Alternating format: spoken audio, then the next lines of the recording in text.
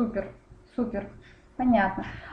Кристина, у меня следующий вопрос. Расскажи, пожалуйста, получилось ли в процессе обучения тебе поработать с заказчиками? Это одно, ну, на самом деле это одно из условий, да, работы, то есть ты на практике уже начала общаться с заказчиками. Вот это ты работала по своему бизнесу, либо ты нашла все-таки отдельного заказчика взятого? Какой опыт работы, какие результаты? Ну, во-первых, вот опять же, это, мне кажется, будет важно для бизнесменов, можно работать в своем бизнесе, проходить обучение. Но мне было интересно, так как сейчас лимитировано общение, так как я дома с ребенком сижу, мне было интересно именно взаимодействие с заказчиком.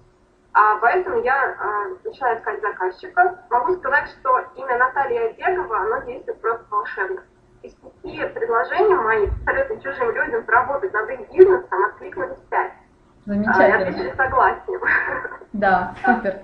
И еще фактически, да, не будучи даже еще специалистом сертифицированным, я уже почувствовала уверенность, что со мной хотят работать. Уже. Да, и потом уже я выбирала. То есть, вот.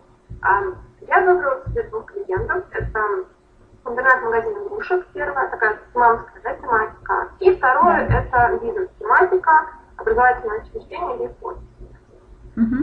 Я решила работать именно в 2 группах, чтобы попробовать и прощупать 2 разных направления. Супер. Ага. Вот.